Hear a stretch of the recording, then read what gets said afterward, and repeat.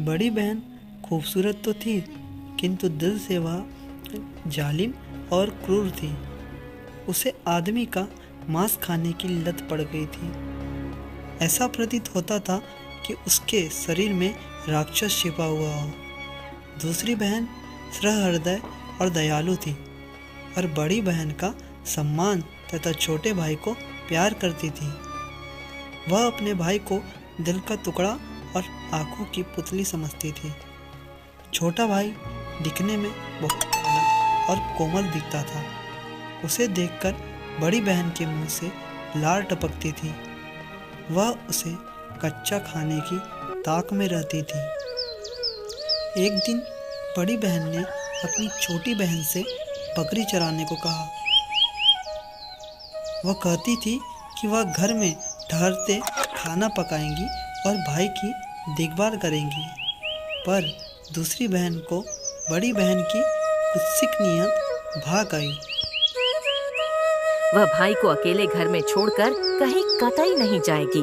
उसने कहा, बहन जी, तुम पहले की तरह बकरी चराने चले जाओ। मैं घर में आपके लिए बड़े कड़ाही में आपका पसंदीदा मांस पकाकर रखूंगी। नाखुश होकर बड़ी बहन बकरी चराने चली गई।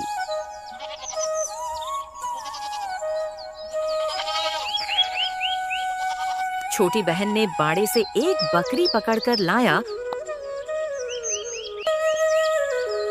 और उसका वध किया और बड़ी बहन के घर लौटने से पहले भाई को कहीं सुरक्षित छिपा दिया। बड़ी बहन के लौटने के बाद छोटी बहन ने पका पकाया मांस लाकर बड़ी बहन को खाने के लिए परोसा और कहा, खा जाइए बहन जी, ये भाई का ही मांस है। यह सुनकर बड़ी बहन की बाँछें खिल उठीं और हाथ पांव नाचने लगे। उसने चाव से मांस खाया, लेकिन खाने के बाद उसे मालूम हुआ कि यह आदमी का मांस नहीं है। फिर भी मुंह से एक शब्द भी नहीं निकला। दूसरे दिन बड़ी बहन ने छोटी बहन से बकरी चराने को कहा।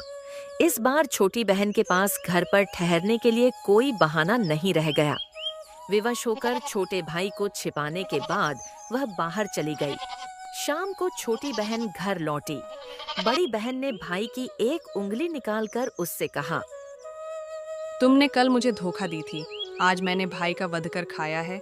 यह लो, तुम्हारे लिए बस एक उंगली बची है। बात सुनकर छोटी बहन बहुत दुखी हुई और अपार आक्रोश हुआ, परंतु बड़ी बहन पर वह कुछ नहीं कर पाती। असीम पीड़ा सहते हुए वह बड़ी दुख से रो रही थी और